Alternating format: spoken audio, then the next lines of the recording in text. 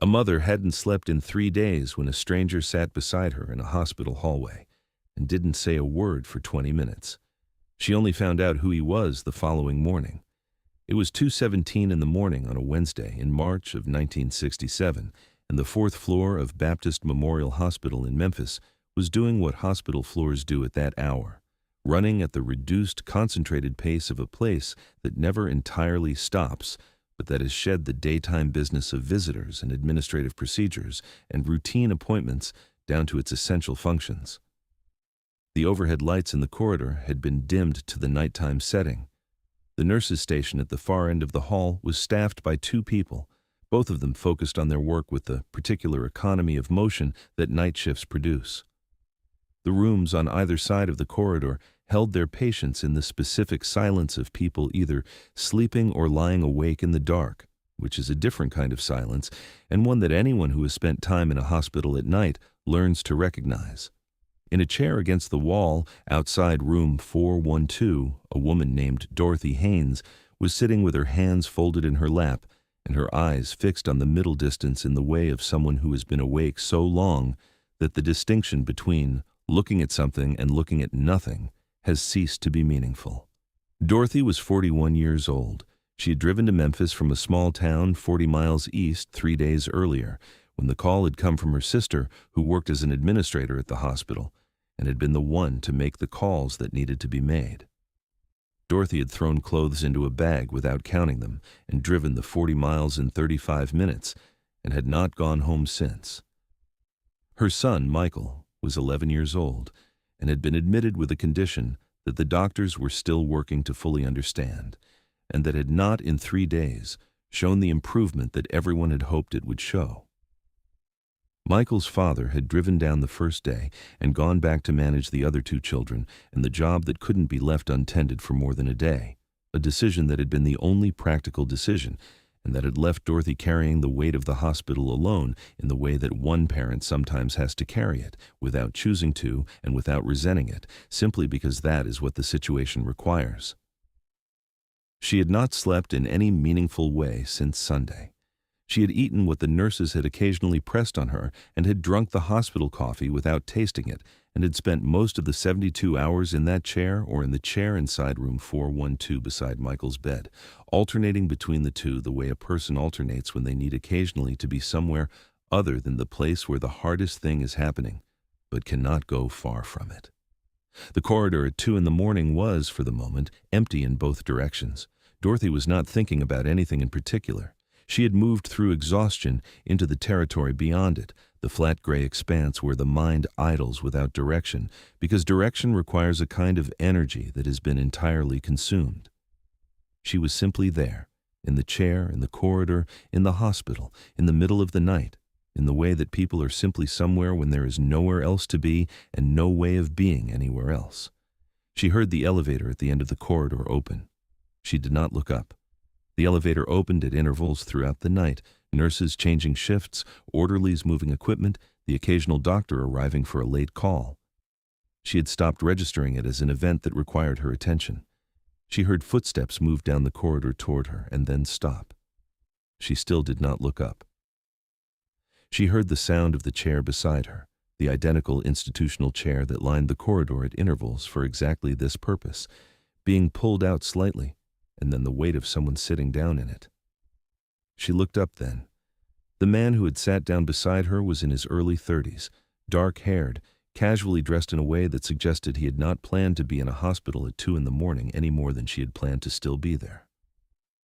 He was looking straight ahead at the corridor wall, not at her, not performing an acknowledgement of her presence, simply sitting in the chair and looking at the wall in the same direction she had been looking. He did not say anything. Dorothy looked at him for a moment with the dull, unfocused attention of someone who has been awake for 72 hours, and then looked back at the wall. They sat like that for 20 minutes. She said later that she could not explain, in any way that fully satisfied her, why the silence had not been strange. A stranger sitting beside her in a hospital corridor at 2 in the morning and saying nothing for 20 minutes should have been strange, should have produced the small social anxiety that unexpected proximity to an unknown person produces, the need to acknowledge or explain or establish the terms of the shared space. It produced none of those things. The silence had a quality that she could only describe inadequately as companionable, as though the man beside her had understood without being told that what was needed in that chair at that hour was not conversation, but simply the presence of another person who was also awake in the dark. After 20 minutes, she spoke first. She said she wasn't sure why she started talking. She was not, by her own account, a person who spoke easily to strangers or who processed difficulty out loud rather than privately. But something about the silence, the specific quality of it, the way it had asked nothing of her and given her room to exist in without performance or explanation, had loosened something that the previous 72 hours had pulled very tight. She told him about Michael, about the call on Sunday and the drive to Memphis and the 3 days in the chair and the doctors and the tests and the not knowing, which was the part that had the particular quality of difficulty that uncertainty always has. Worse, in some ways, than knowing the bad thing, because the bad thing, at least, has a shape, and knowing its shape is the beginning of learning to carry it. Uncertainty has no shape. It simply continues, and you continue inside it, and the continuing is the whole of what is required and also the whole of what is impossible. She talked about the first night, when she had been certain that by morning there would be an answer, a direction, something to move toward. She talked about the second night, when the certainty had eroded, and what replaced it was the specific loneliness of being the only person awake in a building full of people at 3 a.m. She talked about Michael himself, the particular child he was, careful and funny, and interested in things in the specific way of children who notice more than they say, a quality she had recognized in him from very early, and that she had watched develop into something she did not have a word for yet, but that she suspected would, in time, become the most important thing about him. He listened without interrupting, without offering the reflexive reassurances that people offer when they are listening to difficult things and do not know what else to do with them. It will be all right. You have to stay strong. I'm sure the doctors are doing everything.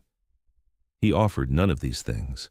He listened with the quality of attention that does not require the person speaking to earn it or perform for it, the attention that simply stays present with what is being said and does not hurry it toward resolution. At some point she asked him what had brought him to the hospital at this hour. He said he had a friend on another floor. He said it simply, without elaborating, and she did not press. She understood in the way that people understand things in hospital corridors at 2 a.m. that his reason was his own, and that he had offered what he was willing to offer. They talked for a while longer, less after that about Michael and the specifics of the situation, and more in the way that two people talk when the hard thing has been said, and what remains is simply the shared fact of being awake in the same place at the same hour. He asked about the small town she had come from. She asked, without expectation, whether he lived in Memphis. He said he did, more or less. She said she had always thought Memphis seemed like a city with more going on beneath the surface than most cities showed from the outside. He said he thought that was true of most places if you looked at them long enough. At some point, she could not have said exactly when, time having lost its usual texture over the preceding days, she became aware that she was tired in a different way than she had been tired before.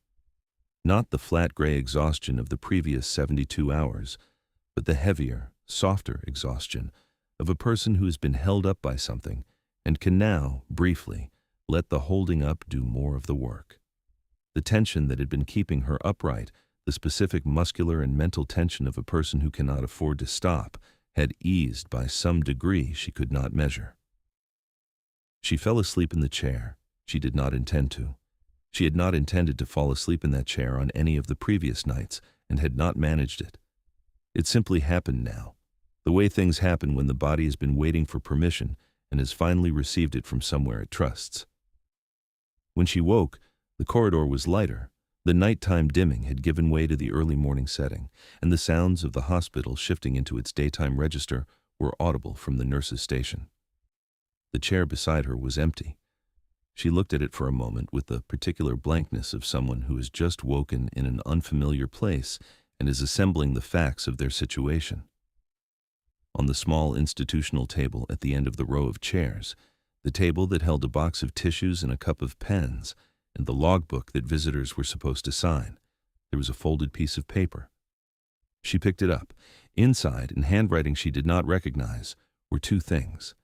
The first was a name, not his name, but the name of a doctor at the hospital, with a room number and a note that said this was someone who had been told about Michael and who would look in on him that morning. The second was a sentence that she read twice before she folded the paper and put it in her pocket. The sentence said, "The not knowing is the hardest part. You are doing it exactly right."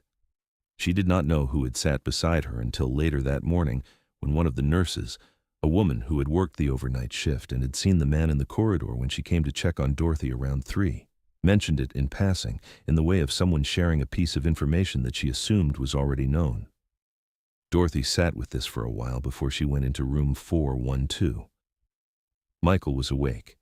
He looked to her eye, the eye of a mother who had been studying him with the specific attention of someone monitoring for change, marginally better than he had looked the night before. Not dramatically, not in a way that meant anything certain, but marginally, perceptibly, in the direction of better. The doctor whose name was on the folded piece of paper came by at 9 that morning. He spent 40 minutes with Michael, longer than any previous doctor's visit had lasted, and when he came out he spoke to Dorothy with a specificity and a patience that the previous 3 days had not always produced. He explained what he was seeing and what it might mean, and what the next steps were in a way that gave the uncertainty a shape, which was not the same as removing it, but was considerably better than living inside it without edges. Michael was discharged 11 days later. He recovered fully. He grew up and finished school and built a life that Dorothy watched with the particular pleasure of a mother who has sat in a hospital corridor at 2 in the morning and come out the other side of it and watched the reason she was there become a person who did not need her in the same way anymore, which is what you hope for, and also, in its way, what you grieve. Dorothy Haynes kept the folded piece of paper. She kept it in the same place for the rest of her life, in the small wooden box on her dresser where she kept the things that mattered, the photographs and the letters and the objects that held the specific weight of significant moments. She took it out occasionally, not often, when something called for it, when one of her other children was in difficulty, when a friend was going through something that had no shape yet. She would take it out and read the 2 lines and put it back. She told the story selectively and carefully over the years, to her children when they were old enough to understand it, to a close friend once, to Michael himself when he was in his 30s, and asked about the week in the hospital that he remembered only in fragments, the way children remember crises, in images and feelings rather than sequences. She told it without embellishment and without drama, in the same plain way the note had been written. She always said the same thing at the end of it. She said that what she remembered most was not the moment of recognition the following morning, or the doctor who came at 9, or even the note. What she remembered was the 20 minutes of silence at the beginning, the man she did not know sitting beside her in the corridor at 2 in the morning and looking at the wall and not saying anything and not needing to, and what that silence had contained. She said she had never been able to fully account for how much it had helped, or why. She had thought about it for a long time, and the best she had been able to come to was this: that at 2 in the morning in a hospital corridor, after 3 days of managing alone, what she had needed most was not advice or reassurance or information. What she had needed was someone to sit beside her who was not frightened by the weight of what she was carrying. And that was what had happened. Someone had sat beside her and had not been frightened, and the not being frightened had given her, for just long enough, the same quality. She fell asleep in the chair. And when she woke, the corridor was lighter, and her son was going to be all right, and on the table beside her there was a folded piece of paper that said she was doing it exactly right. Which was, it turned out, precisely what she had needed someone to say.